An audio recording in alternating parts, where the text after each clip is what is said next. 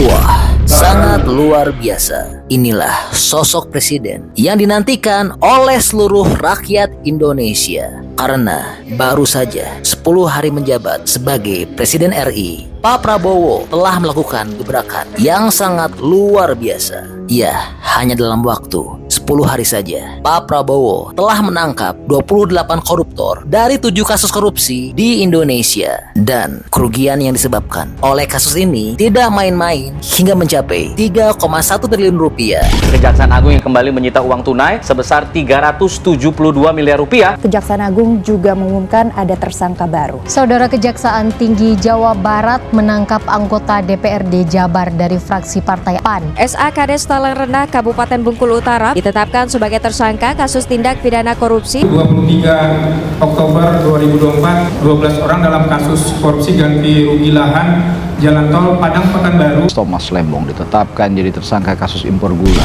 Tentu, semua maling-maling dan tikus yang ada di negeri ini saat ini sedang kelapakan dan kebingungan karena Pak Prabowo sudah terlihat jelas di sini sedang bersih-bersih negara dari para tikus yang berkeliaran di negeri ini yang ingin merusak bangsa dan negara. Dan buat yang saat ini bilang bahwa Pak Prabowo tebang pilih, tolong buka mata dan telinganya ya. Karena Pak Prabowo tentu tidak tebang pilih hanya menghukum yang berlawanan saja, namun yang satu gerbong pun juga kena. Saudara Kejaksaan Tinggi Jawa Barat menangkap anggota DPRD Jabar dari fraksi Partai Amanat Nasional PAN. Partai Amanat Nasional PAN. Partai Amanat Nasional PAN. Jadi tolong ya, jangan sembarangan bicara. Saat ini negara sedang akan dibersihkan, maka tolong dukung, jangan memperkeruh. Iya, untuk yang belum tahu, 7 kasus yang telah tertangani dalam 10 hari masa pemerintahan Pak Prabowo adalah sebagai berikut. Yang pertama adalah kasus PT Aset Pasifik.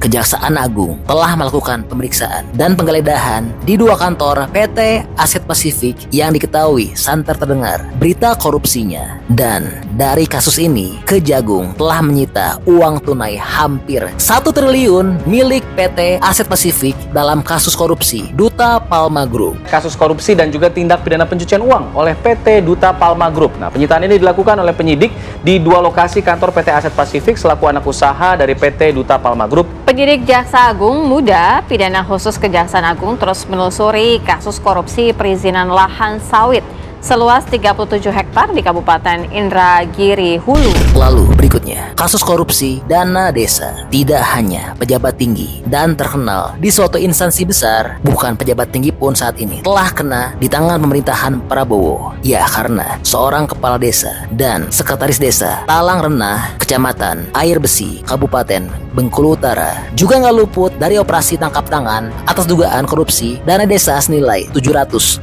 juta rupiah. SA Kades Talang Renah Kabupaten Bengkulu Utara bersama anaknya GU yang merupakan sekretaris desa ditetapkan sebagai tersangka kasus tindak pidana korupsi oleh penyidik Satreskrim Polres Bengkulu Utara.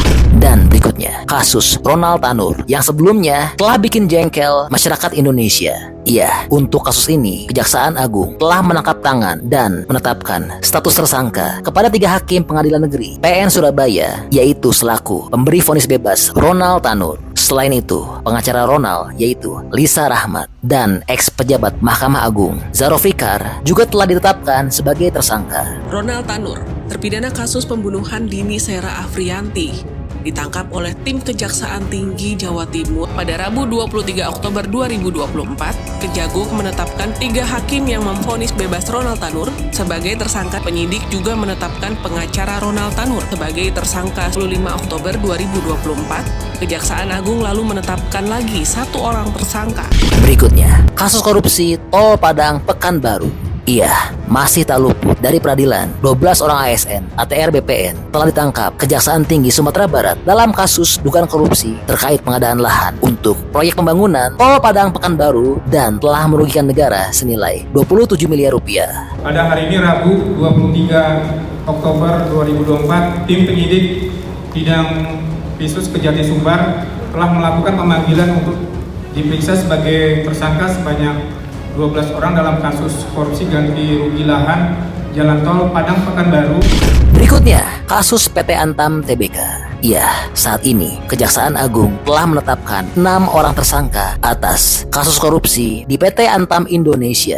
Para tersangka telah memproduksi logam mulia dengan merek LM Antam secara ilegal dengan jumlah 109 ton emas. Masih terkait dengan kasus korupsi di kasus timah, Kejaksaan Agung selain mengumumkan kerugian negara tadinya 271 triliun rupiah meningkat hingga 300 triliun rupiah, kali ini Kejaksaan Agung juga mengumumkan ada tersangka baru. Lalu berikutnya, korupsi dana hibah NPCI. Ya, anggota DPRD Solo, Kevin Fabiano, telah ditahan oleh Kejaksaan Tinggi Jawa Barat sebagai tersangka korupsi dana hibah NPCI atau National Paralympic Committee Indonesia dengan nilai 122 miliar rupiah. Wah, ini sangat kurang ajar ya, karena merupakan dana untuk atlet-atlet disabilitas namun telah dia makan. Kejaksaan Tinggi Jawa Barat menangkap anggota DPRD Jabar dari fraksi Partai Amanat Nasional PAN.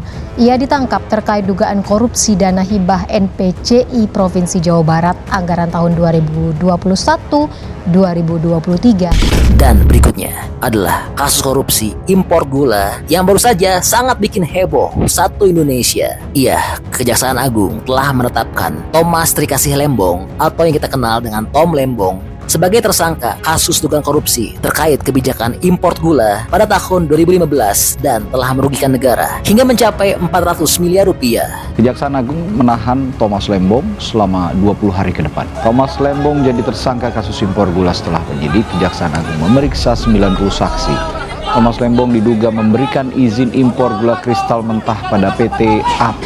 Wow, sangat luar biasa ya gebrakan dari Pak Prabowo ini. Setidaknya untuk 10 hari pertama ini sudah tertangkap kurang lebih berkisar 28 koruptor yang telah menyebabkan kerugian negara berkisar 3,1 triliun. Ini merupakan pencapaian yang sangat luar biasa. Ya, semoga saja Pak Prabowo betul-betul dapat merapihkan semua tikus-tikus yang berkeliaran di negeri kita ini ya. Nah, kalau menurut teman-teman kira-kira gimana pendapatnya mengenai info update dari Pak Prabowo ini? Teman-teman dukung atau ada pendapat lain? Bantu dong berikan pendapat dan alasannya di kolom komentar ya. Ya, siapa tahu saja pesan dari teman-teman dapat tersampaikan ke pemerintah. Bantu dong berikan pendapatnya di kolom komentar ya.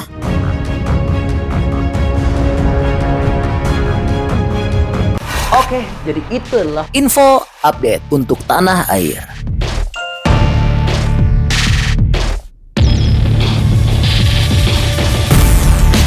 Oke, masih banyak menonton, jangan lupa untuk bantu di like dan di share video ini. Jangan lupa juga bantu untuk subscribe ya. Oke, stay tune at my channel. See you next video.